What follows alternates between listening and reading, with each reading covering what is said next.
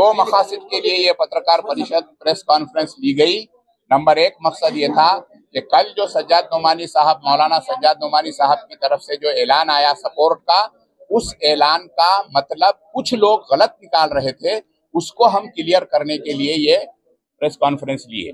और आज के पर्यावानी में जो गलत बातें आई उसको क्लैरिफाई करने के लिए ये हमने जो है पत्रकार परिषद ली। तो गलत मतलब क्या निकाल रहे हैं? गलत मतलब ये निकाल रहे थे कि मौलाना सज्जाद नोमानी साहब का सपोर्ट की तायीद का जो ऐलान है वो सारे मुसलमानों पर बंधन कारक है और सारे मुसलमान उसको सुनकर एक तरफ हो जाएंगे। ये गलत फहमी है, इसलिए हम उस गलत फहमी को दूर करने के लिए ये प्रेस कॉन्फ्रेंस। उत्तर में 70% समर्थन दिया गया, दक्षिण में भी अगर मिलता तो इस तरह की प्रेस की जरूरत नहीं पड़ती। प्रेस की यकीनन यकीनन क्यों पड़ती थी जरूरत? भाई उन्होंने कोई ऐसी बात अगर हम तो नहीं दिए बोल के लेना पड़ा क्या? नहीं दिए बोलकर नहीं, जो दिए उसका एक्सप्लेनेशन करने के लिए कर लेना पड़ा। के परिणाम आपके व्यक्तिगत रूप में क्या होंगे आपके हिसाब से? इसके भाई इनके समर्थन के परिणाम यकीनन इनको मानने वाले जो लोग हैं उनका कुछ हल्का उसको करेगा। हम कोशिश करेंगे कि उस हल्के को भी हम समझाएं कि भाई ये इस वक्त आजकल हमारे कौम के हक में, मुल्क के हक में, रियासत के हक में ये फैसला सही नहीं है। ये हम समझाने की कोशिश करेंगे। आवाम को क्या देंगे? आवाम को हमारा यही कहना है कि महाराष्ट्र में अगर बीजेपी और उनके साथियों की सत्ता को खत्म करना है तो महाराष्ट्र के हर हिस्से में सिर्फ और सिर्फ महाविकास आघाडी के उम्मीदवारों को वोट देना चाहिए। आज पत्रकार परिषद घेण्याचे दोन उद्देश, आवाज कम करिए।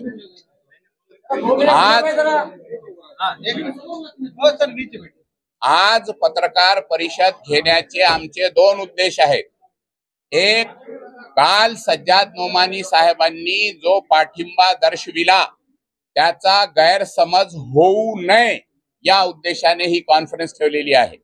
आणि दुसरा उद्देश, आजच्या प्रजावाणीमध्ये जी चुकीची माहिती छापण्यात आली, की फतवा आला आणि उलेमा बोर्डचा सपोर्ट आला, ही चुकीची माहिती दुरुस्त करण्यासाठी, दूर करण्यासाठी आजची ही प्रेस कॉन्फरन्स घेतली आहे। याशिवाय काही उद्देश नाही। आपण म्हणालात फतवा फक्त कार्यक्रमासाठी असतो, धार्मिक कार्यक्रमासाठी असतो, राजनीतिक नसतो। सर, फतवा आणि आदेश मध्ये काय आहे ते? फतवा आता ते जरा त्याच्यासाठी तुम्हाला थोडं एक हे पहा, इस्लाम धर्माचा तो फुटिंग आहे, पाया आहे। नंबर 1 कुरान, नंबर 2 हदीस, नंबर 3 इजमा, नंबर 4 खियास। आता याचे अर्थ काय? कुरान मध्ये जे असेल ते इस्लाम, प्रेषित मोहम्मदांनी जे सांगितलं ते इस्लाम, सर्व विचारवंतांनी, धार्मिक विचारवंतांनी एकत्र येऊन एक विचार जो ठेवला ते कुरान मध्ये नाही आणि हदीस मध्ये नाही, तो इजमा। त्यानंतर चौथा, आता कुरान मध्ये सुद्धा नाही, हदीस मध्ये नाही, इजमा मध्ये नाही, तर त्याला कुठं हे करायचं? तर सध्याचे जे मुफ्ती आहेत, मुफ्ती असायला पाहिजे, त्याला मुफ्ती ही पदवी आहे, त्याच्यासाठी 13 वर्ष शाळेमध्ये शिकावं लागते आणि मग मुफ्ती होतो माणूस। तर त्या मुफ्तीला अधिकार दिलेला आहे की आपल्या विचाराने एखाद्या प्रश्नाचं उत्तर आपण कुरान, हदीस आणि इजमाच्या रोशनीमध्ये, त्याच्या प्रकाशामध्ये तुम्ही एखाद्या प्रश्नाचं उत्तर दिलं पाहिजे आणि ते उत्तर, ते प्रश्न म्हणजे फतवा असतो। आपण मुस्लिम समाजाला काय सांगणार?